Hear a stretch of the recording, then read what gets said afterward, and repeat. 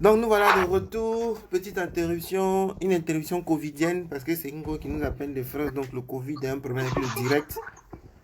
Mais bon, il est vaincu, ce Covid. Donc, le rappel du sujet, c'est confiance en soi et comment trouver un partenaire. En fait, c'est la première grosse question du jour.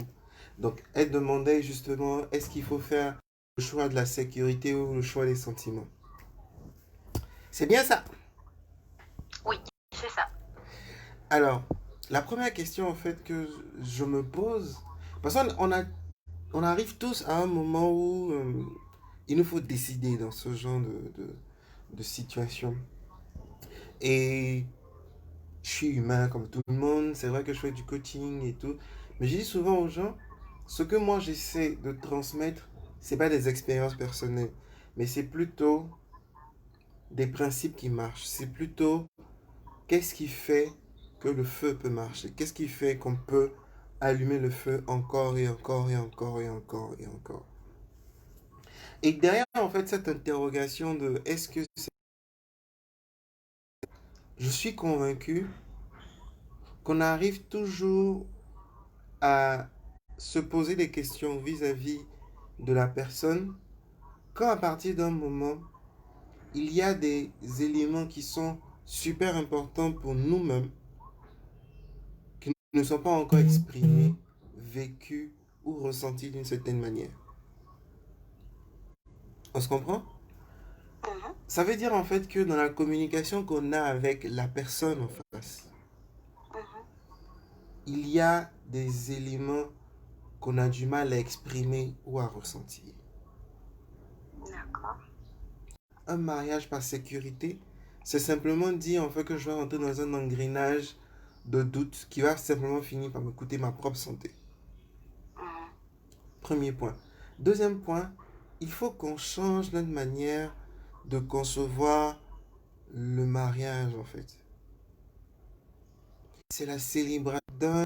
Le mariage, se sont dit, écoute, on peut choisir de construire quelque chose de plus fort, de plus intéressant dans la durée. Et cette chose qu'on va construire là, on a un mot qui s'appelle mariage en fait. Mhm. Tu comprends? Donc le Mhm. mariage n'est pas le but. Le mariage, c'est l'insigne, c'est la célébration. Le mariage, c'est simplement ce moment-là où je me dis, j'ai justement envie de pouvoir continuer l'aventure avec cette personne. C'est un choix personnel. On se comprend? C'est un choix Mhm. personnel. Ça veut dire aussi qu'il n'y a aucune relation qui puisse être dite éternelle. Parce que si toi aujourd'hui tu es dans une relation et puis tu dis je n'en veux plus, tu n'en veux plus. Mhm. Donc il n'y a aucune garantie qu'une relation va durer éternellement. Et tant que les gens sont accrochés à cette idée que la relation va durer éternellement, ils rentrent déjà avec une illusion dans la relation. Et forcément, quand on est dans cette illusion-là, ça ne fonctionne pas. Mhm. On est d'accord? Donc Mhm. déjà, il n'y a aucune relation qui soit éternelle. Mais il y a un moyen de rendre une relation éternelle. Mhm. Tu veux savoir? Tu m'as branché, pardon, faut pas me débrancher. Tu es débranché. Je te dis pas. Tu vas acheter mon livre. Faut lancer ça ici, oh, Dari. Ça se trouve dans Recréer la flamme du couple. C'est ce que j'ai mis en conclusion dans le livre. Il y a un seul unique moyen de rendre une relation éternelle, c'est de continuellement choisir d'aimer la même personne à chaque réveil. Il n'y a pas autre moyen. C'est fort, hein, C'est c'est faux, oui. n'est-ce pas? C'est faux, oui. C'est fort. Mhm. Mais il faut y penser. Oui, Chaque en jour, effet. si c'est les disputes, j'ai une règle personnelle qui choque, qui va choquer beaucoup, beaucoup de personnes, qui choquent même les... C'est-à-dire, même quand tu approches une fille et puis tu lui dis ça, elle est choquée. Mhm. Mais c'est un principe de vie pour moi. Je dis, il y a une seule et unique raison pour laquelle je déciderai que on doit se séparer. C'est soit mon cœur n'est plus avec toi, soit ton cœur n'est plus avec moi. Tout ce qui est en bas là, c'est pas une raison. Et on me demande souvent, Wow. on dit, donc tu veux dire que même si on te trompe, je dis oui. La tromperie là, c'est rien. Les gens ont sacralisé la tromperie comme si c'est the one thing qui tue le plus, qui va... Enfin, c'est aujourd'hui devenu la raison de se séparer. Mhm. Et je dis souvent aux gens, les relations amoureuses, c'est un peu comme, je vais donner une métaphore, c'est un peu comme un couvercle et puis une casserole. On se comprend? Mhm. Mhm. Et considère en fait que la casserole a suffisamment de hauteur pour contenir toute la sauce que tu vas mettre dedans. Donc, tu as une casserole qui est haute, qui est une casserole qui est basse. On se comprend? Mhm. La Mhm. casserole qui est haute, là, elle a un couvercle. C'est ce qui Mhm. empêche que la fumée sorte. C'est ce qui Mhm. empêche que tout se gâte. C'est ce qui empêche qu'il Mhm. y ait explosion. On se comprend? Mhm. Plus basse, plus bas se trouve le couvercle, plus la pression va se faire sentir. Mhm. On se comprend? Oui, oui. Donc si le couvercle est très bas, on va très vite sentir la pression. Si le couvercle est Mhm. très haut, on va mettre du temps avant de sentir la pression. On est d'accord? Mhm. Mhm. Et je veux vraiment que tu écoutes ça parce que c'est très choquant. C'est la première fois que j'en parle comme ça. La Mhm. majorité des disputes, c'est-à-dire, je dirais même 98% des disputes sont simplement le reflet de la hauteur à laquelle se trouve le couvercle. Parce que si ton couvercle est très bas, ça veut dire en fait que tu dois prêter attention à suffisamment de détails pour gérer la pression. Si ton Mhm. couvercle est très haut, ça veut dire que tu n'as pas besoin de prêter attention à beaucoup de détails pour gérer la pression. Ça va mettre du temps avant d'arriver là-bas. Mhm. Un exemple. Supposons que tu es une personne pour t'énerver, il faut travailler pour qu'on puisse t'énerver. C'est qu'il faut Mhm. vraiment qu'on fournisse de l'effort pour pouvoir t'énerver. Mhm. On se comprend? Qu'est-ce Mhm. que tu penses qui va se passer en termes de durée? C'est que si la relation doit durer entre quelqu'un qui s'énerve vite et puis quelqu'un qui s'énerve pas Mhm. vite, avec qui la relation va le plus durer? Je pense que là, c'est complexe, hein. Parce que, enfin, pour moi, la personne qui s'énerve pas vite, bon, ça va, ça coule de source en fait. Mais Tu comprends? Il y a plus, c'est pas une certitude, mais la probabilité que ça dure est plus du côté de celui qui c'est s'énerve plus. moins vite que celui qui s'énerve vite. Mhm. Et c'est ça l'image en fait du couvercle. Donc imagine quand on a pour raison aussi platonique que ce soit de dire tu m'as trompé. Mais c'est très drôle, la tromperie là. Tu n'as pas fait aujourd'hui, non? Un jour tu as fait. Et la tromperie là, c'est pas forcément le sexe. Et je dis ça tout le temps. Le sexe n'est que l'aboutissement du fait que j'ai trouvé suffisamment d'espace pour m'exprimer en tant que personne avec une personne. Parce qu'à aucun moment tu n'es en train de te coucher en bas de quelqu'un avec qui tu ne peux pas être à l'aise. Mhm. Tu as fait ça. Est-ce que tu peux te coucher en bas de quelqu'un avec qui tu n'es pas à l'aise un minimum? C'est pas possible. C'est que même quand Mhm. c'est un mougoupin là. Mais Mhm. le mougoupin là, tu l'assumes intérieurement. Tu ne le dis Mhm. pas aux gens, Mhm. mais intérieurement tu l'assumes parce que c'était chic. Mhm. Donc il y a un minimum d'aise dedans. On se comprend? Mhm. Mhm. Mhm. Donc si je trouve toutes les raisons Et c'est ce qui fait en fait que la relation ne dure pas. C'est que les gens connaissent toutes les raisons de se séparer. Ils connaissent toutes les raisons de se disputer. Si tu fais ci, je ne suis pas d'accord. Si tu fais ci, je ne suis pas d'accord. Si tu fais X, je ne suis pas d'accord. Si tu ne fais pas comme ça, je ne suis pas d'accord. Donc, tu deviens un carré prédéfini qui constitue une boîte dans laquelle l'autre doit s'insérer pour pouvoir vivre avec toi. C'est impossible.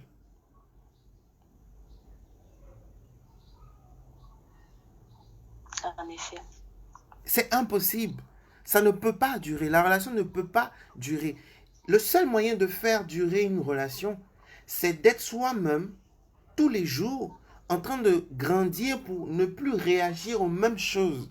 Et parce que tu ne réagis pas aux mêmes choses, l'autre peut rester avec toi, tomber, se relever, grandir, rétrécir, faire des conneries, faire des expériences.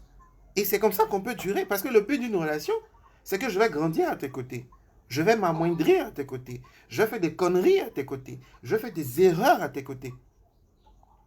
Si tu n'es pas une personne qui me donne l'espace de faire ça, comment est-ce qu'on va durer? Grand point d'interrogation. On ne peut pas. C'est pour ça que c'est peut-être Dieu ce que je veux dire, mais la majorité des relations que je vois aujourd'hui en coaching, je sais pertinemment que ça ne va pas durer, quoi. Parce que la base de ce qui fait durer une relation, là, elle est devenue aujourd'hui vilipendée, bizarre, alors que c'est la chose la plus basique qui puisse exister. C'est que si tu dis que tu veux construire quelque chose avec quelqu'un, à partir d'un moment, le nous doit primer sur le je. Mais pour que le nous puisse primer sur le je, il ne faut pas qu'il y ait une personne qui soit écrasée. Il faut qu'il y ait une collaboration. Et la collaboration veut dire, moi je suis une personne unique, toi tu es une personne unique, et nous deux, on va construire un projet plus grand que nous deux. Les gens, généralement, ils veulent assujettir les ambitions, la vision de l'un à l'autre. Non, c'est pas ça le plan. Quand on dit 1 plus 1 devient 1, c'est parce que je suis unique, tu es unique, et on se projette dans un projet unique. L'image, ce serait que, par exemple, si moi, je suis architecte, que toi, tu es maçon, le projet que nous faisons ensemble, c'est une maison. Donc, la maison est le projet qui nous drive tous les deux. C'est la maison qui nous aspire, en fait. Et chacun va apporter sa touche à la construction de la maison. On se comprend? Je comprends. Et à partir de ce moment-là, tu vas te dire, ok, j'ai une personne avec qui je peux construire à long terme. C'est tout. Mais c'est basique et profond. Basique et profond. Très profond. Mais vraiment très profond. Je suis très conscient de la profondeur de ça parce que moi, dans ma vie, depuis très jeune, c'est ce à quoi j'aspire et de mon expérience personnelle, dans mes recherches, je sais exactement comment c'est pas la chose la plus facile à comprendre pour les gens parce que j'ai déjà traumatisé beaucoup de filles avec cette philosophie. Elle est là, tu regardes et puis elle se dit, Joe, le gars là, je pense que il vit sur Uranus et puis il est tombé quelque part ici là. Tu vois. Mais après, quand on prend du recul, se séparer là, c'est la chose la plus facile à faire. Hein. En effet. Si ça trouvait raison de se séparer, t'as plus ça. Séparons-nous. T'as plus ça, Joe. Il ne peut pas supporter ça. Séparons-nous. Tu vois. Trouver le bon partenaire, c'est la mauvaise question. La bonne question, c'est est-ce que je suis en train d'être le cadeau qu'une autre personne voudrait avoir dans sa vie?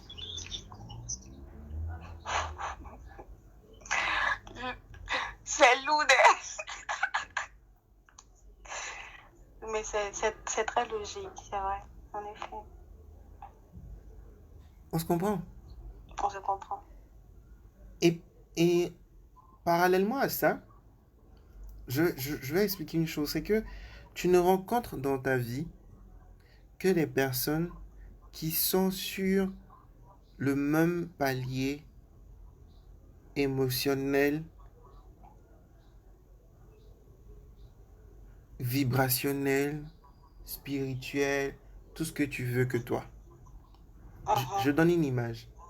Supposons que tu as une personne qui passe toute sa vie dans l'avion, donc lui il est dans les airs, et tu as une personne qui passe toute sa vie dans les voitures, il est sur terre. Les deux vont jamais se rencontrer. On se comprend? Jusqu'à ce que le gars qui est dans les airs, soit il descende, ou celui qui est en voiture, il monte. À partir de ce moment, ils pourront se rencontrer.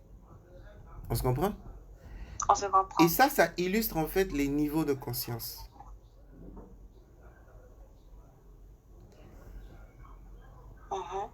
Je donne une autre illustration. Souvent, je reçois en coaching des demoiselles qui me disent, en tout cas moi je veux un gars qui sait ce qu'il veut dans sa vie, qui a de l'ambition, qui est intelligent, qui a de l'argent et qui va prendre soin de moi. Je dis, ok, je suis très d'accord avec toi.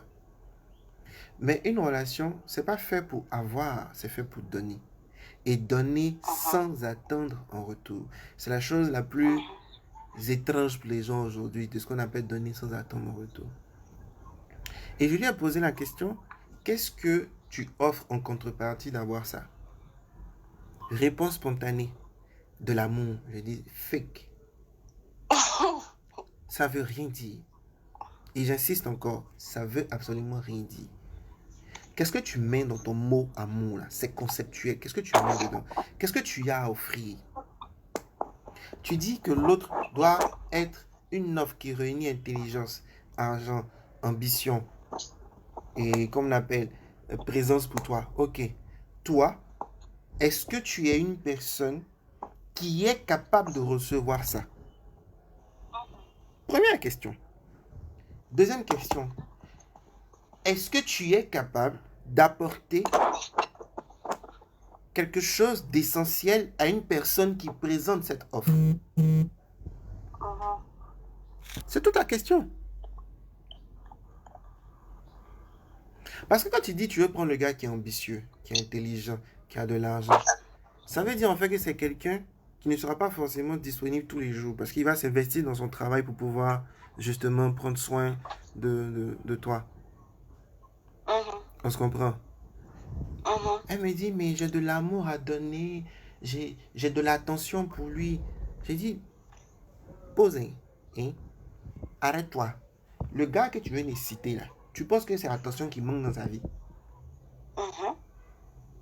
Tu penses que c'est belle femme qui manque dans sa vie? Non! Il en a, c'est-à-dire, il prend son porte-monnaie, il ouvre quoi, il trouve une jolie go. En effet. Qu'est-ce que ce gars-là, il cherche?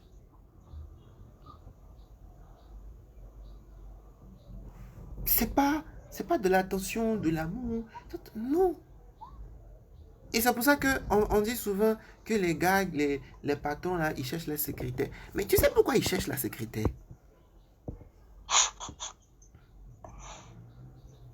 Tu sais pourquoi?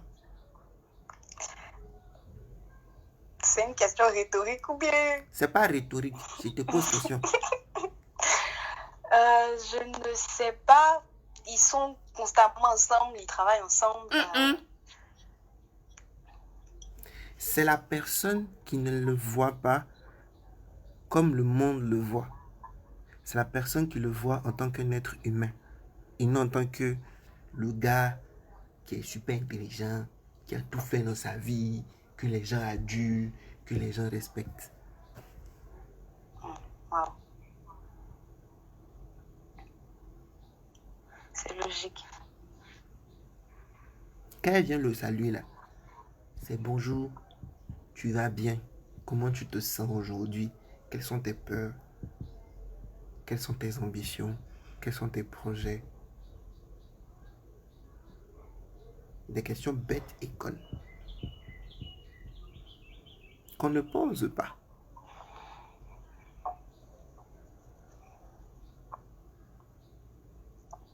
À tous ceux qui nous suivent, j'espère que vous vous amusez bien. On est rentré dans une dimension de réflexion profonde. J'espère que vous Oui. ressentez ça aussi. En tout cas, si vous le ressentez, écrivez je ressens. Hein? Écrivez je ressens. La Guadeloupe est devenue calme un coup comme ça. Actuellement, elle est en train de... Ah oui. Elle est dans une autre dimension quelque part là-bas. Ouais, c'est assez intense en effet. On se comprend. Mhm. Il y a plus de raisons. Les bonnes questions nous amènent aux bonnes réponses. Et dans les premiers chapitres en fait, de mon livre Créer la flamme du couple, j'ai dit aux gens, pourquoi est-ce que vous voulez être en couple? Il y a polygamie, il y a polyandrie, il y a sex friend, il y a camarade, il y a libertin, c'est que toi et moi on cède à être en couple, mais on n'est pas trop en couple, chacun gère la voisine ou le voisin. Il y a de la diversité. On se comprend? Pourquoi dans cette diversité-là, tu choisis l'option couple?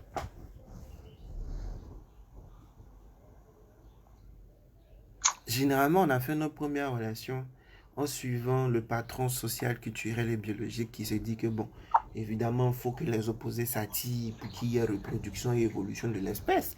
Et puis, normalement, un homme, ça ne s'accouple pas avec un homme, ça s'accouple avec une femme. Donc, je vais chercher une femme. Et puis, un jour, bah, je suis fou de toi. Puis, tu sens ton cœur avec le sang qui circule dedans et tout. Tu vois, il y a le truc. Ah, merci. En tout cas, il y a des gens qui disent qu'ils ressentent ça mal même. Ouais, c'est bien, ressentez. Je suis content que vous ressentiez ça. On se comprend. C'est comme ça qu'on a choisi notre première relation. Et puis quand on est rentré dedans, qu'est-ce qu'on a constaté? Que finalement, c'est pas ce sentiment-là qui fait que ça fonctionne. Oui. Donc oui, il est sorti d'air. Ça, c'est un oui d'expérience. C'est exactement ça. On se comprend. Mais Oui. pourquoi est-ce que je veux être en couple? Si tu sais pourquoi tu veux être en couple, ça va te permettre de savoir qui choisir. Je dis un truc bête. Supposons que tu dises, tu veux être en couple pour construire la famille la plus philanthrope au monde. Je dis un truc con comme ça. Pourquoi est-ce que tu vas aller choisir un gars qui insulte tous les jours les gens qui offrent des choses aux gens? Non. Tu vas pas le faire. Même s'il est beau, parce que cette priorité est claire dans ton esprit, dès que ça va commencer, tu vas dire non, ça m'arrange pas en fait. Donc ça, c'est le premier palier pour construire la base sur laquelle je veux choisir quelqu'un. Le deuxième palier, qui est aussi très intense, c'est que les gens ne savent pas qui ils sont. Donc du coup, ils ne savent pas qui choisir. Savoir qui on est, c'est pas la personnalité. Vous qui écoutez là-bas, j'espère que ça rentre bien dans votre intérieur là-bas. Si c'est rentré, il faut dire c'est rentré. Hein? Dites c'est rentré. Choisir, regarder quelqu'un, c'est pas la personnalité. Pourquoi? La personnalité là, c'est le résumé de mon histoire, de ce qui s'est passé, de comment maman me tabassait, donc je suis un peu dans mon coin. C'est ça la personnalité. Ce qui définit une personne continuellement et continuellement et continuellement, c'est l'ensemble des choses qu'elle aime faire. Et c'est quoi draguer? Draguer, là, c'est la période dans laquelle où on donne de l'attention à l'autre sans se soucier de soi-même. Quand un gars drague un go, ou bien un go drague un gars, tu fais quoi? Tu fais une étude de marché. C'est ça. Tu dis, bon, ses besoins, c'est ça. Il aime ça, il aime ça, il aime ça. Donc tu rentres dans les choses qu'il aime. On se comprend? Tu rentres dedans. Et puis quand il se rend compte que, hey, elle me comprend, hey, elle est dans les choses, hey, ou bien elle commence à descendre un peu, elle se dit, bon, ça a l'air pas mal. Et puis là, maintenant, tu envoies le blue band, tu envoies les paroles là, fia, fia, fia, fia. Quand ça a bien pris, tu manges ça au calme. On se comprend. Mais ce qui fait que ça marche, c'est parce que à un moment, on a partagé quelque chose qui nous permette de nous sentir vivants.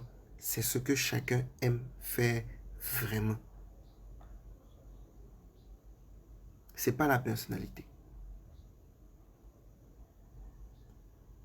Donc, à partir du moment où je sais ce que j'aime faire vraiment, et ce que j'aime faire vraiment m'amène à avoir une vision et une mission en tant que personne sur Terre, je ne vais pas aller choisir une personne qui ne peut le comprendre, qui ne peut l'accepter, ou encore qui est tellement éloigné de ça qu'on ne peut, qu'on appelle contribuer ensemble à quelque chose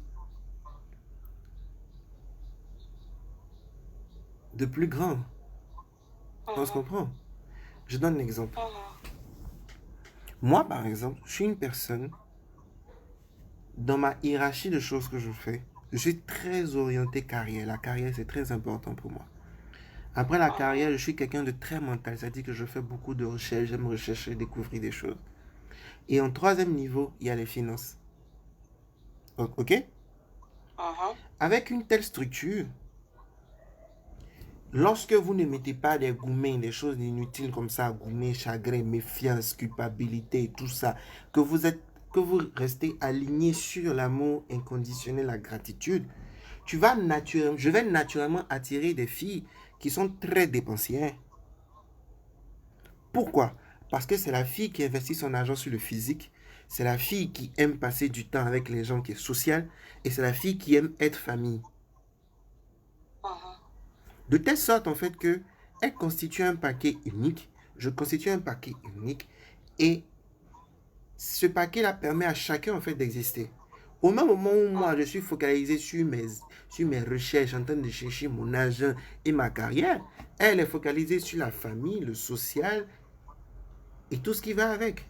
Donc, résultat, grâce à sa présence, j'ai le temps de pouvoir faire ce qui est important pour moi. Et grâce à moi, elle a le temps de faire aussi ce qui est important pour elle. Parce qu'elle ne sera pas en train de se soucier de d'où va venir son argent de tous les jours. On se comprend? Elle va se soucier de si elle peut être jolie ou pas. On se comprend? C'est ça le but du mariage. Le mariage, c'est un système de délégation naturelle créé par le divin. Et lorsque la délégation n'est pas faite, la première question que tu te poses, c'est la personne là vraiment, est-ce que je lui apporte quelque chose ou bien est-ce qu'elle m'apporte quelque chose? On se pose cette question à partir du moment où le système de délégation n'est pas bon. Ou alors, tu as l'impression en fait que non, la personne a fait trop de choses pour moi. Et moi, je ne sais pas ce que je lui apporte. Parce que tu ne sais pas qui tu es. Et parce que tu ne sais pas qui tu es, tu as pris une personne qui a les mêmes ressources que toi. Donc du coup, il y a surcharge.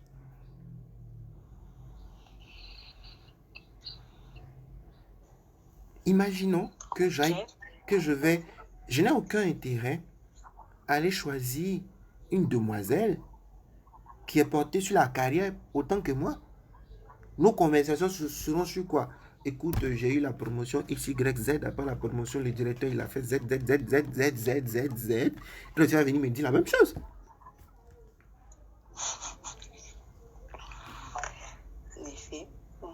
On se comprend? On se comprend. Donc, je n'ai rien à lui apporter parce que si c'est quelque chose qui est important pour elle, quand quelque chose est naturellement important pour toi, tu accordes ton temps, ton énergie, ton attention et tes ressources. Donc, c'est quelque chose dans lequel elle va lire souvent, sur lequel elle va faire des recherches souvent, sur lequel elle va discuter souvent avec des gens. Donc, elle est calée dedans. Je suis calé dedans. Nous deux, on va faire calage.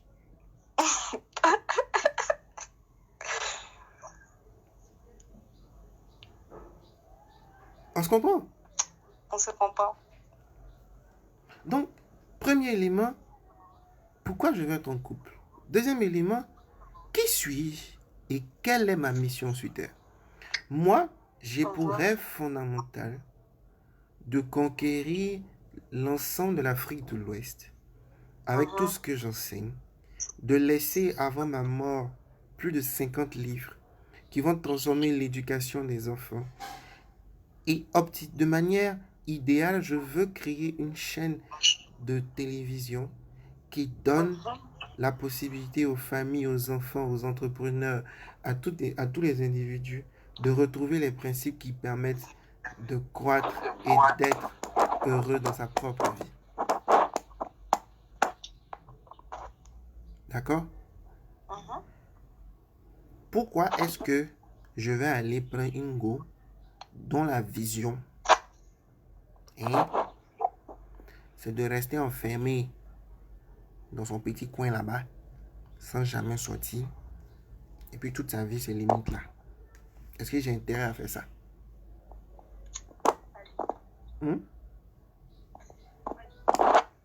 Je t'entends pas, hein? Pas du tout, non. Un autre exemple. Supposons que tu es une personne, tu adores voyager, tu adores aller à l'aventure. Et puis tu dis tu veux avoir 10 enfants. Est-ce que tu as intérêt à prendre... Et puis tu dis tu veux avoir quoi? 10 enfants. Est-ce que tu as intérêt à prendre quelqu'un qui aime voyager et aller à l'aventure autant que toi? Non. Tu fais ce choix-là sur la base de quoi? Parce que tu sais qui tu es. Et c'est exactement ce qui se passe avec les demoiselles qui font l'entrepreneuriat.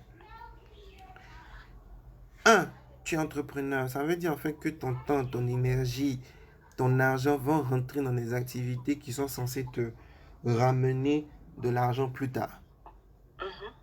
Et tu choisis un gars qui est tout aussi entrepreneur que toi, qui est porté sur les finances. Mais il va passer tous les jours à te corriger.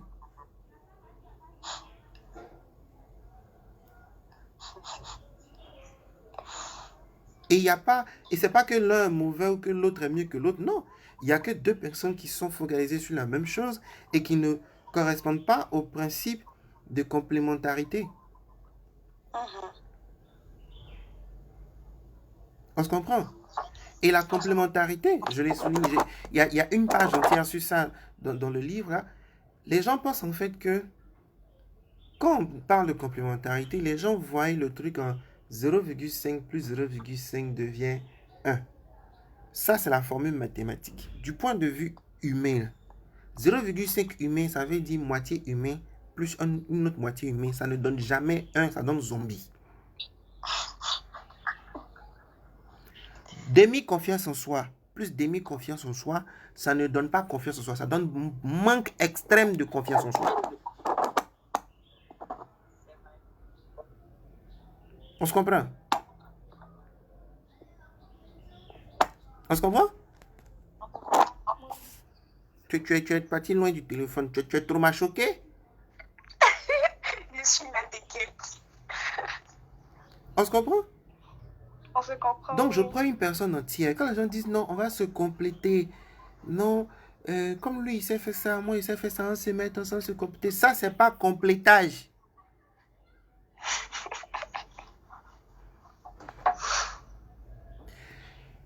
Et je le dis clairement dans le livre.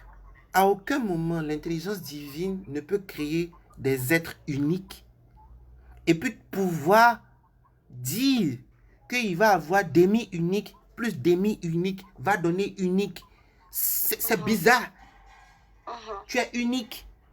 Comment on peut te compléter? Comment on peut compléter quelqu'un qui est unique? C'est que pour toi, il n'y a pas deux. Comment on va te compléter?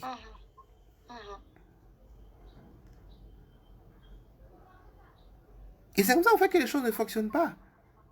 Ça ne fonctionne pas et ça ne fonctionnera pas. Qui suis-je?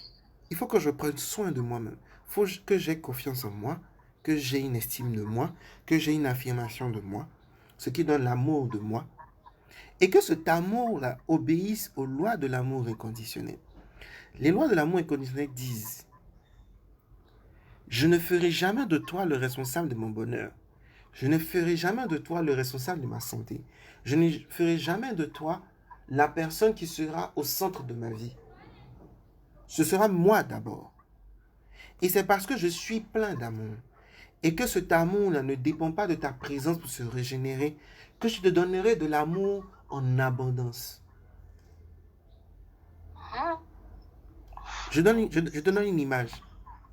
Supposons que tu as 3 bonbons dans ta poche. On se comprend? Et puis quelqu'un te dit, pardon, donne-moi 2 bonbons. Tu vas lui dire quoi? Ah, tiens, moi il y a 3 bonbons, toi aussi. Ah, petit bonbon j'ai eu là, toi tu vas venir prendre tout. Et puis quand tu lui donnes là, tu les regardes de loin. On se comprend? Et puis tu lui as donné net, il ouvre, il fait tomber le bonbon par terre. Et il y a ce que tu fais, il y a ce que tu fais. Bon, même on n'a même pas là, il y a ce que tu es en train de faire. Tu as gaspillé bonbon là. On se comprend? Je comprends. Maintenant, deuxième cas. Tu as une valise de bonbons. La même personne vient et puis te dit, donne-moi 2 bonbons. Ah, ok, tiens. C'est vite fait. Il ouvre le bonbon, ça tombe. Oh, comment tu as fait pour ton bonbon est tombé? Tu vas faire quoi? Tiens. Je vais, le redonner. Est-ce que les personnes ont changé? Non. Est-ce que la demande a changé? Non. La seule chose qui a changé, c'est l'abondance d'amour initial qui est propre à la personne.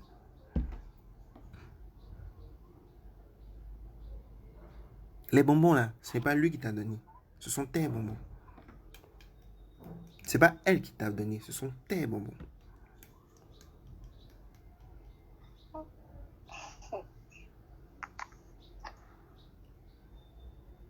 En d'autres termes, ça va choquer ce que je vais dire. Mais il est hyper difficile pour une personne qui n'est pas en train de pratiquer l'égoïsme sain de pouvoir construire une relation.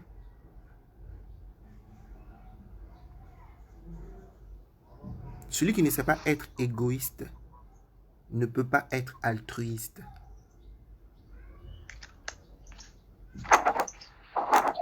Alors, elle a senti ça, c'est rentré, elle a respiré un coup, fia.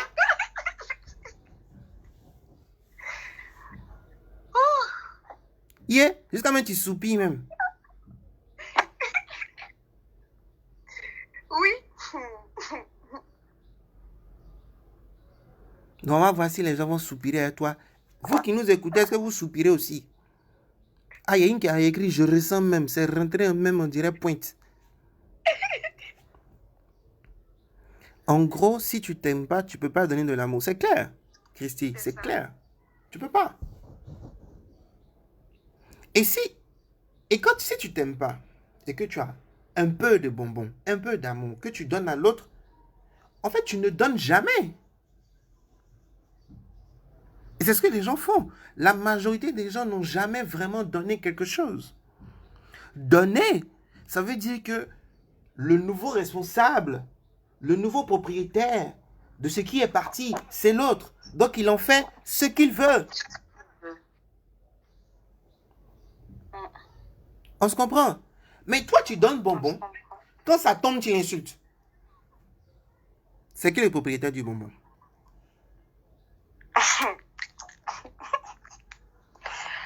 Vu que tu as donné. On se comprend? Donc en réalité, il est très difficile de donner de l'amour à quelqu'un alors qu'on n'en a que très peu. C'est exactement comme donner 2 bonbons alors qu'on en a 3. C'est pas possible. Et c'est comme ça que les disputes inutiles se déclenchent. Et le but en fait des disputes, il faut que les gens comprennent ça. Les disputes ne sont absolument pas à esquiver. Toute relation qui n'a pas de dispute est une relation dans laquelle les deux partenaires sont soit en train de se tromper, ou alors il y a un qui est en mode esclavage vis-à-vis de l'autre, ou il y a un qui est mort intérieurement. Il n'y a pas autre solution. Je peux mettre au défi n'importe qui de trouver ça. J'ai rencontré des gens qui me disent, ce n'est pas possible, je te mets au défi. La personne là s'est réveillée un matin, sa partenaire s'est assise sur lui avec un couteau en main. Hein? Oui, parce que quand on est mort à l'intérieur, on est mort à l'intérieur. Quand on est mort à l'intérieur, on peut tout faire.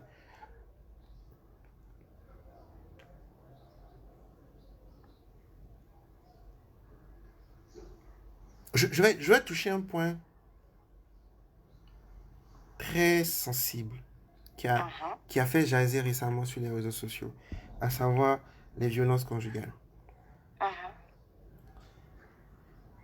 Premier point, et que je ne cesse de dire aux gens en aparté, quand je discute avec les gens, c'est qu'à partir du moment où vous traitez une personne comme une victime, la seule chose que vous lui enseignez, c'est qu'elle est une victime. Et victime, ça ne veut pas dire maître. Victime, ça ne veut pas dire responsable. Je travaille avec des femmes qui ont vécu des viols, des femmes qui ont eu des traumatismes. Et souvent, on sort cette phrase, j'ai été victime de... Oui, je comprends le sens. Mais à partir du moment où tu te qualifies, tu te perçois, tu te conçois en tant que victime, la seule chose que tu arrives à créer dans ta vie, c'est quoi? C'est l'état de victimisation. C'est subtil mais très profond. Et c'est pourquoi souvent, la personne qui a vécu une histoire dans laquelle elle s'est sentie victime revit encore une autre histoire de victimisation. Parce que l'état intérieur dans lequel elle est, c'est la victimisation.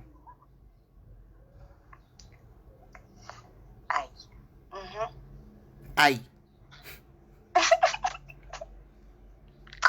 Oui.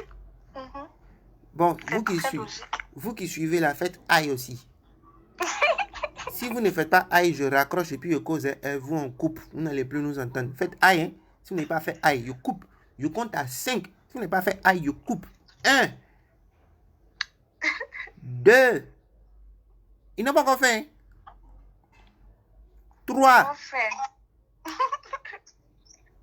4. Oh, il a coupé. C'est fini. Faut pas couper. Ils vont se déclarer. On se comprend? Si je me sens victime, il y a une qui a fait aïe. Elle vient de sauver les gens. Si je me sens victime de quelque chose, je me sens victime d'une trahison, je me sens victime d'un viol, je me sens victime de, et que je garde cette identité de victimisation, je deviens une personne qui sera encore disponible pour réécrire l'histoire de victime. Histoire.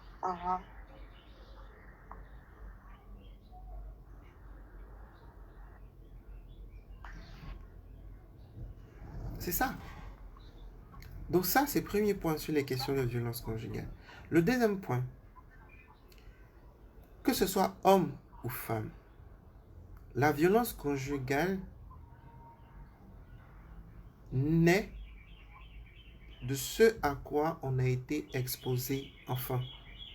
Il n'y a aucune femme qui vive une relation de violence conjugale qui soit venue dedans du jour au lendemain. Ça n'existe pas. Il y a une histoire derrière. Il y a une forme de terreau qui fait en fait que tu prends des décisions jour après jour qui te mènent progressivement à ça. Et c'est pourquoi, à partir du moment où elle a commencé à vivre les violences, c'est très difficile pour elle de dire non, je l'aime pas. Mais en fait, Joe, tu te fais tabasser quoi. Mais elle l'aime. Et ce n'est pas faux. Ce qui se passe, c'est que c'est une personne qui a été progressivement privée de son pouvoir personnel et maintenant se nourrit du pouvoir de l'autre. Donc, à partir du moment où vous la séparez de l'autre, elle n'a plus d'identité. C'est exactement comme quelqu'un à qui on n'a fait que tout accorder depuis qu'il est petit. C'est la même chose. Maman, il y a un bonbon. Tiens. Il y a un bonbon. Tiens, tiens, tiens, tiens, tiens. Jusqu'à il a grandi. Mhm. La seule chose qu'il comprend, c'est que les bonbons viennent de maman. Mhm. Les bonbons viennent des autres. Donc, il va tout être en train de demander des bonbons. Et quand il n'a pas de bonbons, qu'est-ce qui se passe? Il rentre dans une crise personnelle. Parce qu'on ne lui a pas appris à savoir trouver des bonbons. Mhm. Et puis là, dans sa crise personnelle, il y a quelqu'un là-bas qui vient. Ah, tiens un bonbon. Qu'est-ce qui se passe? Mhm. Soulagement. Ouh. Le lendemain, tiens un bonbon. L'autre jour, tiens un bonbon. Avec le temps, qu'est-ce qui se passe? Relation amoureuse. Mhm. Mais en fait, la personne qui donne les bonbons là, on se comprend? Mhm. C'est une personne à qui on a appris à ne faire que donner des bonbons et à ne pas savoir garder les bonbons. Mhm. Donc lui-même, il est d'un déséquilibre. Le premier est d'un déséquilibre. Les déséquilibrés se sont rencontrés. Et c'est toujours comme ça que ça se passe. Mhm. Les deux sont des victimes au même titre, d'une histoire qui remonte à bien longtemps. Les hommes qui arrivent à lever la main sur les femmes sont des hommes qui généralement ont vu des parents le faire. Mhm. Les femmes qui sont sous le contrôle des hommes hyper dominants sont des femmes dont on a dépourvu premièrement du pouvoir financier. Mhm. Parce que quand on te prive en fait du pouvoir financier, de la capacité de pouvoir générer de l'argent, tu dépends d'eux directement. C'est indéniable et indiscutable. Mhm. Donc on prive en fait du pouvoir financier. Et deuxièmement, on prive du pouvoir de s'identifier à soi-même. C'est que l'ensemble de tes décisions, de ta manière de voir le monde dépend de la décision et de l'approbation de X. C'est le cocktail parfait pour créer une violence conjugale.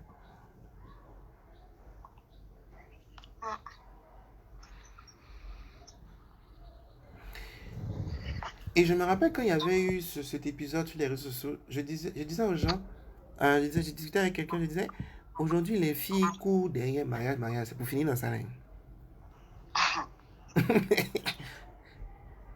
Mais pourquoi on arrive là? Parce qu'aujourd'hui les gens ne se marient pas par amour, les gens se marient par sécurité financière, par envie de position sociale, par Mhm. envie de faire comme l'autre, par contrainte d'âge. Les gars, Mhm. si vous voulez faire enfant, vous pouvez vous lever matin, tu vas sur WhatsApp. Bonjour, je cherche une go qui peut mourir rapidement pour faire un enfant, tu vas trouver. Mhm. Bonjour, je cherche un gars qui fait un enfant, tu vas trouver. Tu n'as pas besoin de faire, comment on appelle, insémination artificielle, c'est trop compliqué. Tu fais WhatsApp, vous vous donnez rendez-vous dans un couloir là, c'est propre. Tu as ton enfant, on se comprend. Mhm. Mais le désir de vouloir faire ça à deux, c'est du travail sur soi.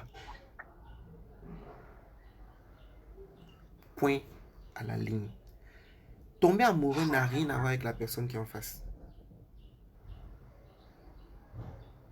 La preuve, tu peux tomber amoureux de quelqu'un puis la personne ne tombe pas amoureuse de toi. En effet. Le sentiment amoureux là n'a rien à voir avec la personne qui est en face. Ça a tout à voir avec ton niveau de conscience, ce que tu cherches, qui tu es, quelle est ta limite émotionnelle, ce que tu es capable de gérer ou pas. Et plus grand sera le cercle de ta limite, plus facile les gens pourront vivre avec toi. Et le couple, après la famille, est la machine à leadership. Le véritable leadership commence à partir du moment où tu es capable d'accepter une personne qui est différente de toi et que tu n'es pas en train de réagir à tout bout de champ, à tout ce qu'elle fait. C'est ça le vrai leadership. Leadership, là, c'est ta capacité à pouvoir accepter les autres tels qu'ils sont. C'est pas autre chose. Mhm.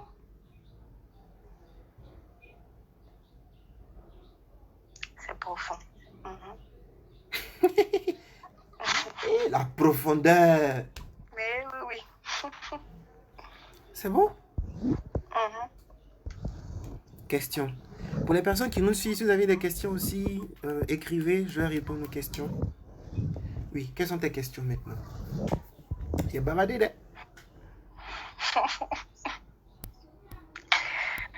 Et est-ce que j'en ai même? Je suis en train d'intégrer tout ce que tu as dit. Franchement, là, tout de suite, j'en ai pas. Disons que je suis... franchement, voilà, j'ai rien à dire, en fait. Faut que je me remette de mes émotions. Eh, tu as des émotions même. Eh oui, oui. Eh, quel Faut genre que je me d'émotions? remette de mes... Tu dis quoi? Quel genre d'émotions? Donc, je suis en train de réaliser tout ce que tu as dit, en fait. Parce que, comme tu as dit, tu as bavardé, mais tu as répondu on va dire, à toutes les... Enfin, tu as répondu à la question, au sujet, en fait. Et en plus, genre, tu as fait un lien entre la question des relations amoureuses et de la confiance en soi. En vrai, ça va de pair. Il ne peut pas avoir de relations amoureuses. Il ne peut pas avoir d'engagement si derrière, en fait, il n'y a pas de confiance en soi, si tu t'es pas découverte, enfin, voilà quoi. Donc, je suis en train d'intégrer le truc. De toutes les façons, je pense que tu vas me sentir passer dans ton téléphone. Eh, eh, tant qu'il y a de l'argent, moi, ça me va.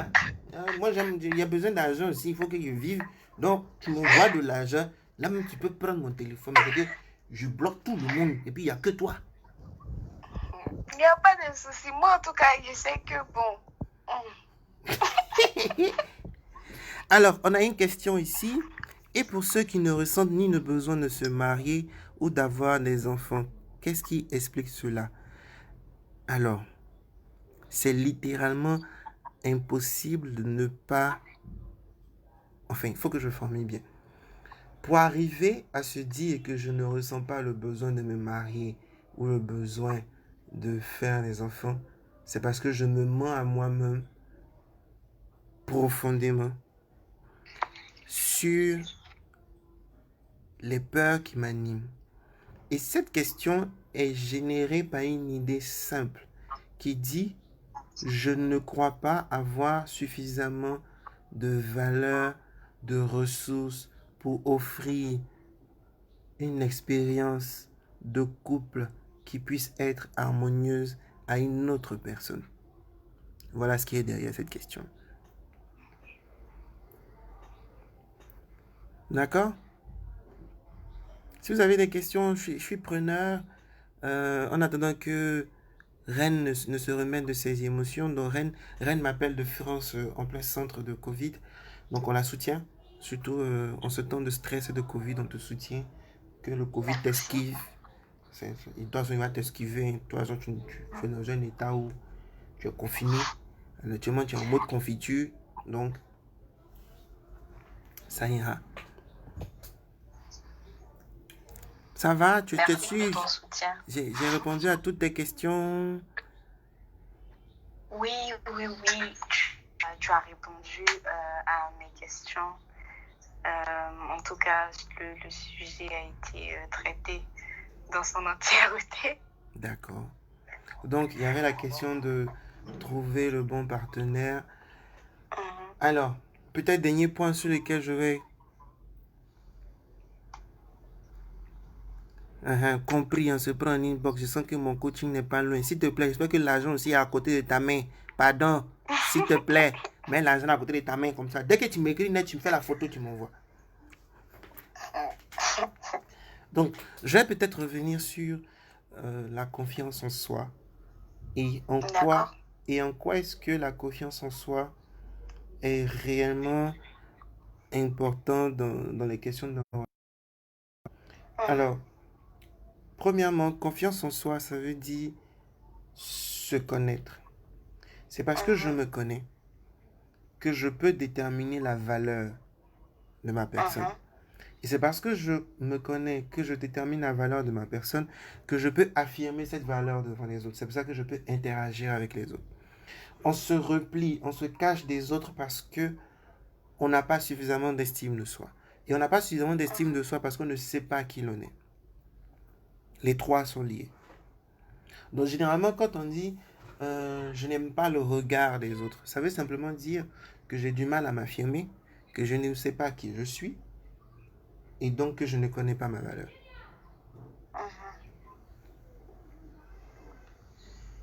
Il y a cette idée qui circule souvent où on se dit en fait que les autres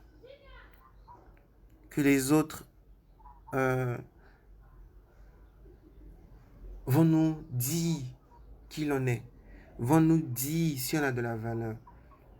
Et il y a cette idée un peu folle là, qui est bizarre en fait, c'est une idée bizarre, qui dit, si vraiment j'ai de la valeur pour toi, la phrase je l'aime pas, mais elle m'énerve, parce que, en fait, non, la phrase elle m'énerve,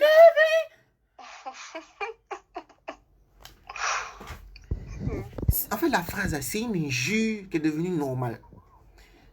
Si j'ai de la valeur pour toi, si j'ai vraiment de l'importance pour toi, tu vas tout faire.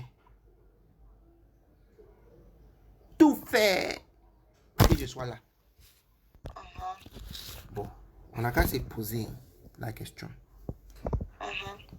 Premièrement, est-ce qu'on peut dire ça à un enfant? Et tu vois un enfant, puis tu dis à un enfant, écoute, si je suis important pour toi, tu vas tout faire pour que je sois près de toi. Est-ce que tu vas faire ça? Non. Ok. Parce que tu considères que lui, il n'a pas suffisamment de volonté, de trucs, pour vouloir que tu restes à côté. On se comprend? Maintenant, la vraie question à se poser, c'est à partir de quel moment ça rentre dans ta tête, hein, que l'autre doit déployer tout l'arsenal du monde pour que toi tu restes collé. C'est parce que toi-même ta colle là fonctionne pas.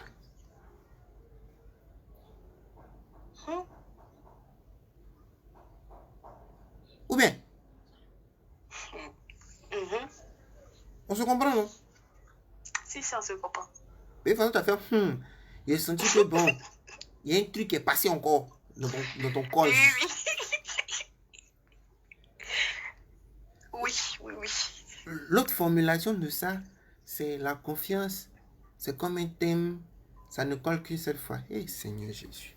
C'est-à-dire, en fait, au moment où je suis en train de dire ça, mes cheveux même sont en train de pousser. Si ta confiance est un timbre, pourquoi tu ne dis pas aux gens, écoute, je peux te faire confiance, mais ma confiance est légère comme un timbre. Et...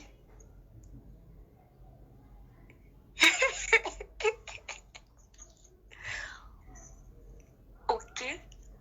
Mais tu dis la confiance est comme un timbre. Ça ne colle qu'une seule fois. Donc toi, ta confiance est légère comme un timbre. Donc c'est petit, c'est léger, et il n'y a pas de la colle dedans, il n'y a pas de la profondeur dedans, il n'y a pas de la consistance dedans. Donc forcément que ça se perd vite. Quand le vent prend timbre, là, toi, tu peux poursuivre timbre.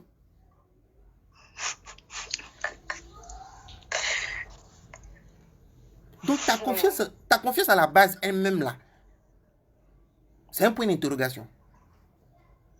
Et puis tu as pris ça, tu as mis ça sur quelqu'un. Donc tu lui as donné la responsabilité d'être une enveloppe. Le jour où il n'est pas enveloppe, ça ne marche plus.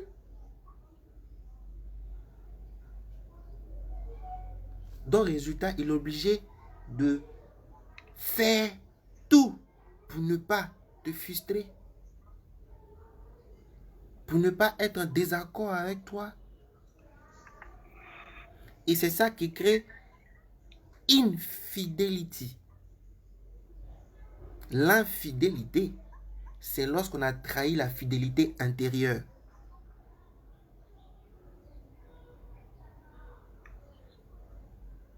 ça dit que j'ai commencé à ne plus être fidèle à moi-même. Et ça s'exprime à l'extérieur. Par quoi? Par le fait que tu es génétiquement, spirituellement, tout ce que tu veux, tu es programmé pour vouloir te sentir bien. Donc, naturellement, tu vas trouver un espace où tu vas vouloir te sentir bien. Et c'est comme ça qu'on va dire que quelque chose s'est passé.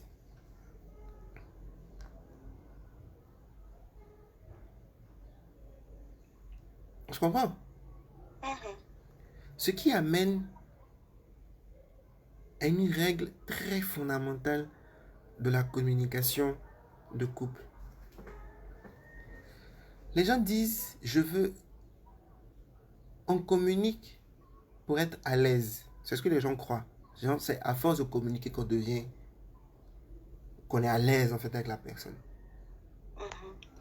C'est faux. J'ai entendu un silencieux là. Faut le faire sortir. Il faut faire un. J'attends juste que tu développes. Ça a fait un dans ta tête, non?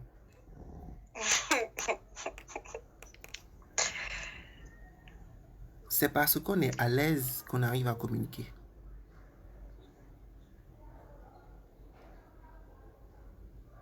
D'accord.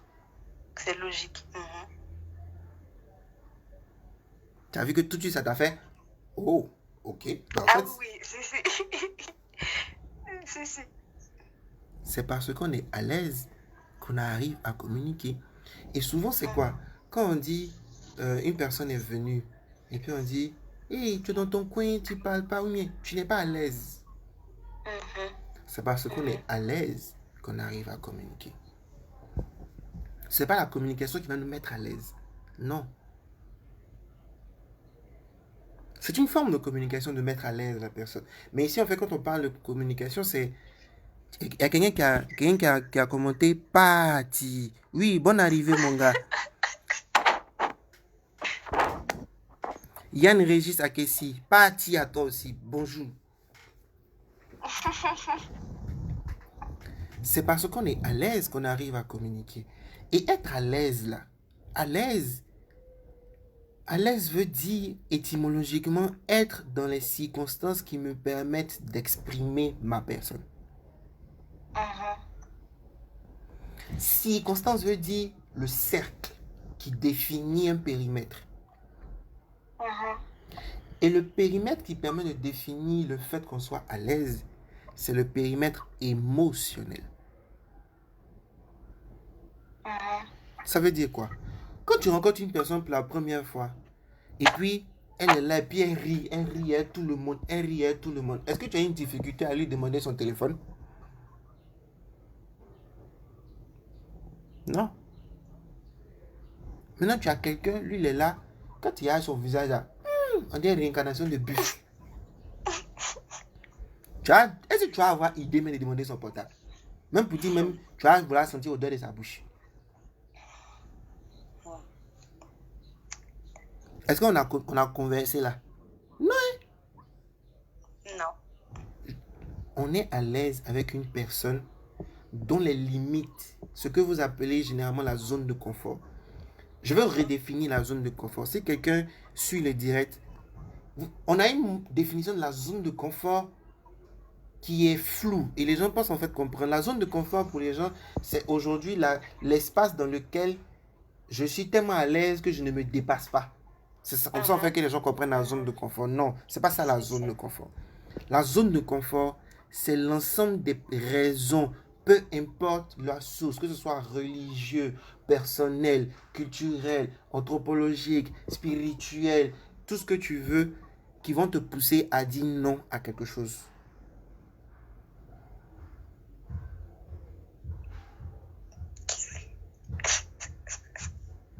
C'est que c'est le cercle qui réunit toutes les raisons pour lesquelles tu dirais non à quelque chose. Sur le cercle là, il y a tous les noms dessus. C'est ça la zone de confort.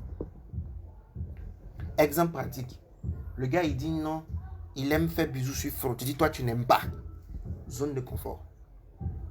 raison pour laquelle je dirais non, je n'aime pas bisous sur le front. Le gars, il dit non, quand vous êtes au lit là, il préfère que tu cries comme Zodiac. Toi, tu dis non, tu es crié comme Cendrillon.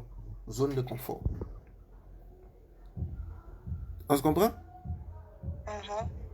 C'est ça, c'est l'ensemble des raisons qui, peu importe, ça peut être généalogique, spirituel, des habitudes, des idées, des croyances, il y a tout dedans. C'est le cercle qui réunit tous les noms. Et tu es au milieu de ce cercle en fait. J'ai envie de te demander, la façon que j'ai eu de comprendre, du coup, j'ai l'impression que c'est des valeurs en fait. Il y a valeur dedans. Il y a tout dedans. Il y a les valeurs et les croyances. Je donne un exemple. Supposons que moi, dans mes croyances, on ne mange pas la carotte. Toi, tu aimes manger carotte. Toi et moi, on va débattre sur carotte. Parce que chez moi, on dit la carotte, c'est le premier signe qu'un malheur va te poursuivre. Chez toi, on dit carotte. Quand tu manges carotte, tu as la chance et puis tu peux devenir comme Astérix. C'est le même objet, des croyances différentes. Et ça va constituer une zone de confort. D'accord. Donc, il y a tout dedans.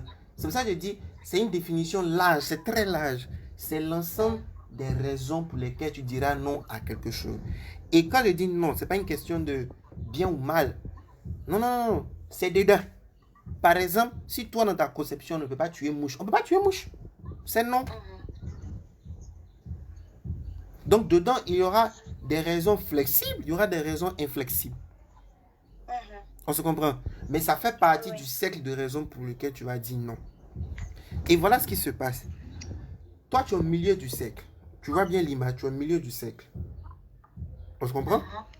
Si le cercle est trop proche de toi, ça veut simplement dire que on ne peut pas rentrer aisément dans ton espace. Et généralement, on dit ça par tu n'es pas une personne ouverte. C'est parce que le cercle est trop proche de toi. Maintenant, quand le cercle va s'élargir, il commence à s'éloigner de toi, on va dire, ah, cette personne-là, elle est très ouverte, elle est sympathique, elle est accessible, parce que son cercle est grand. Le cercle est large, il est loin de lui. Et plus le cercle devient très grand, au point de pouvoir englober 1000, 2000 personnes, on dit c'est un leader. On dit quoi? C'est un leader. Ah, ok. D'accord. C'est pour ça souvent on dit le manager n'est pas forcément un leader. Le manager, c'est quelqu'un qui manage. Le leader, c'est quelqu'un qui ouvre ses limites. D'accord. Et en relation amoureuse, il y a 3 schémas. Si vous deux, vos cercles sont trop proches de vous, ça veut dire en fait qu'il n'y a pas quelqu'un qui est capable de laisser tomber histoire qu'il ait raison ou pas. Donc chacun va faire la guerre de qui a raison, qui n'a pas raison. Deuxième cas. Si il y a un, on se comprend, qui a une zone qui est proche de lui, et puis l'autre, sa zone est élargie légèrement, on se comprend? Vous allez vous parler, mais il y aura très peu de sujets sur lesquels vous pouvez vraiment converser. Maintenant, le dernier schéma, c'est que peut-être ta zone est proche de toi, et puis lui, sa zone est élargie. Mais sa zone est grande au point même que quand on te prend toi et ton cercle, et puis on met dans son cercle là, tu nages. Quand tu t'es fâché, fais comme ça. Aïe, tu es fâché. Oh, bébé Nunu, tu es fâché. Pourquoi il fait ça? Parce qu'en fait, ton cercle là n'est pas en train même de pouvoir toucher lui son cercle. Donc, les points sur lesquels tu te fâches toi là, lui, c'est des points bien plus hauts qui font qu'il se fâche. Donc, quand tu t'es fâché, oh, ok. Tu as fâché. Tu as fini de te fâcher. Oh, c'est pas grave. Et qu'est-ce qui se passe? C'est que puisque la personne qui est en face n'est pas en train de renforcer la légitimité du point pour lequel tu te fâches. C'est que par exemple, supposons que moi, je ne supporte pas que tu cornes mes livres. C'est un truc bête comme ça. Si tu cornes mes livres, toi et moi, on fait pas là. On se comprend? Et toi, tu aimes bien corner les livres pour quand tu fais ta lecture. Donc, je prends mon livre préféré un matin, et puis je me rends compte que tu as lu mon livre préféré, et tu l'as corné. Aïe, aïe, aïe, aïe, aïe, aïe, aïe. J'allume le feu, il boulot, tout. Il m'apprête à te mettre dedans même pour te cuire. On se comprend? Demain, tu vas faire ça sur un autre livre. Après demain, tu fais ça sur un autre livre. Et puis je réagis de la même manière. On fait pas là, on fait pas là, on fait pas là, on fait pas là. Qu'est-ce que tu retiens? Si je corne un livre, il se fâche. On se comprend? Résultat, tu vas commencer à arrêter de corner les livres. Mais puisque c'est naturel, c'est quelque chose qui est naturel pour toi, un jour, par inadvertance, tu as corné, tu as déposé, je suis venu, j'ai pris. Oh! Tu es foutu dans ma main, je commence à bavader sur toi. Résultat, tu vas te sentir de plus en plus apeuré de vouloir m'exprimer des choses. On se comprend? Et puis, un jour, je vois un livre corné. Et puis, je te dis, aïe, mais t'as pas fini le livre, non? Tu as la page 52. Je vois que tu as corné la page 52. Tu veux le livre? Tu veux terminer la lecture? Oui. Et puis, je te donne le livre. Qu'est-ce qui va se passer dans ta tête? Mais d'habitude, quand c'est corné, il pète un câble. Donc, tu vas commencer à avoir une réflexion intérieure, toi seul, là-bas, tu te poses des questions. Tu vas te dire, mais il a changé. Est-ce qu'il y a un problème avec moi? Et qu'est-ce qui va se passer au bout de cette réflexion-là? C'est que tu vas finalement désinstaller de ton esprit le fait que je me fâche sur corné. Et ça veut dire quoi? Que je viens de t'offrir plus d'espace pour être toi-même.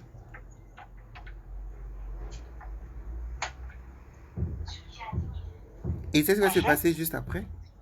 C'est que toi-même, tu vas finalement te dire que, au lieu de corner, je peux utiliser un marque-page. Parce que le fait, c'est quand on a l'espace pour penser qu'on devient créatif.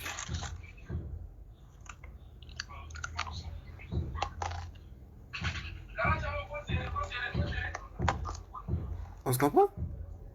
Si. Donc, je prends cet exemple-là, mais en fait, ça s'applique sur tout ce qu'on fait. Papier hygiénique, nourriture, appel téléphonique, tout, ça fonctionne comme ça. Donc, plus j'ai confiance en moi, je me connais, je grandis, j'apprends des choses, j'ai des challenges, je deviens plus grand, plus je suis le meilleur cadeau qu'une autre personne veut avoir. Pour devenir le meilleur cadeau pour une autre personne, il faut simplement grandir soi-même en allant chercher les meilleurs challenges qui nous inspirent nous-mêmes. Et ne jamais vouloir trahir sa personne, descendre le standard qui est lié à ce qui m'inspire ou pas pour essayer de faire plaisir à l'autre. Jamais. Une fois qu'on a fait ça, la personne qui est vraiment intéressée par l'offre qu'on a et qu'on est, se trouvera intéressée. Parce que tout le monde n'est pas intéressé par les mêmes offres.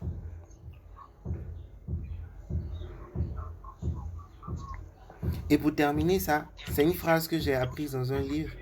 Et c'est une phrase qui est devenue un peu comme une philosophie pour moi. C'est que les meilleurs cadeaux n'ont pas forcément les meilleurs emballages.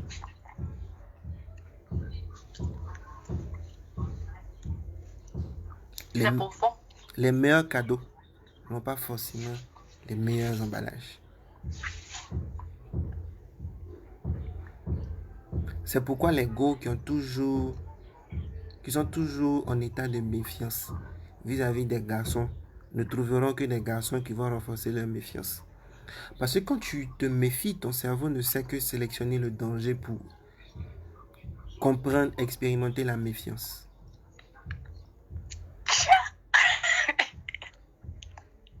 C'est comme tu me dis non, je me méfie parce que un serpent peut rentrer dans ta maison. Au moment où tu es en état de méfiance, la seule chose que tu guettes, c'est quoi? C'est si un serpent va rentrer.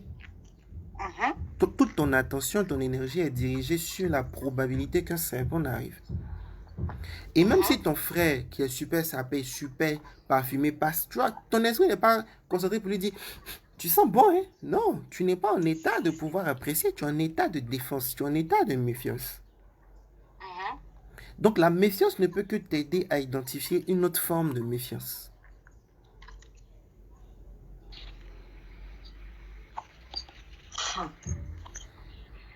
La croissance ne peut que t'aider à identifier qu'une autre forme de croissance. À aucun moment, la méfiance ne peut t'aider à trouver un ange. Et même quand l'ange va apparaître, tu vas dire, tu es blanc, je suis sûr qu'en dessous, il y a un t-shirt noir.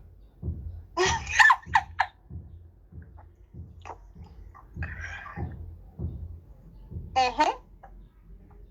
Et c'est comme ça qu'on contracte des relations qui ont besoin d'une police d'assurance.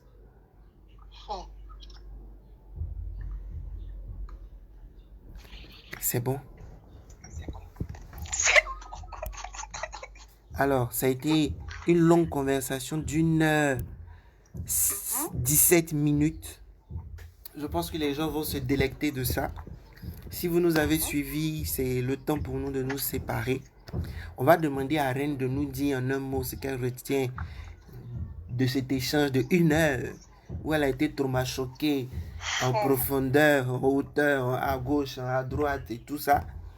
Qu'est-ce qu'elle retient de ça?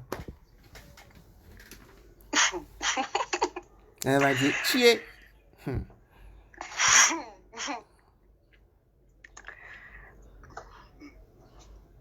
Qu'est-ce que je peux dire même? Je retiens que je ne suis pas encore prête à me mettre en couple, même pour envisager de m'engager, me marier, tout ça, parce qu'il y a un gros travail personnel à faire. Voilà ce que je retiens de cette longue conversation. Et moi, j'ai une super bonne nouvelle pour toi. Vas-y, dis-moi. C'est que tout le gros travail que tu penses que tu as à faire, ça se fait en 24 heures.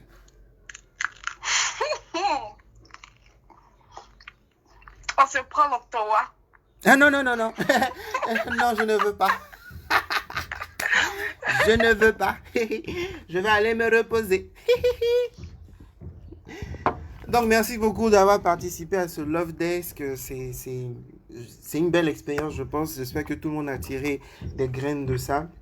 Dans Love Desk, c'est vraiment ce moment-là où on échange, on appelle, on discute, on partage vraiment des idées et tout. C'est sur la page Facebook. Donc, s'il y a une personne qui est intéressée pour le Love Desk de demain, écrivez-moi en inbox. Regardez sur la page Facebook, il y a toutes les indications pour pouvoir rejoindre le Love Desk. Le sujet est le vôtre. Vous choisissez votre sujet. Peu importe le sujet. Tant que je vois qu'il peut parler de rien, d'ici, il ne peut pas te dire, mon frère, je te confie à nos spécialistes à faire mieux. Donc, j'ai été très ravi en fait de passer ce moment avec vous et à bientôt pour un autre Love Desk. Et merci à Reine qui nous appelle de France. Confine-toi bien, mange beaucoup de confitures afin qu'on puisse te retrouver non confiné. Merci à vous. Merci à toi aussi. Bonne journée. Au revoir.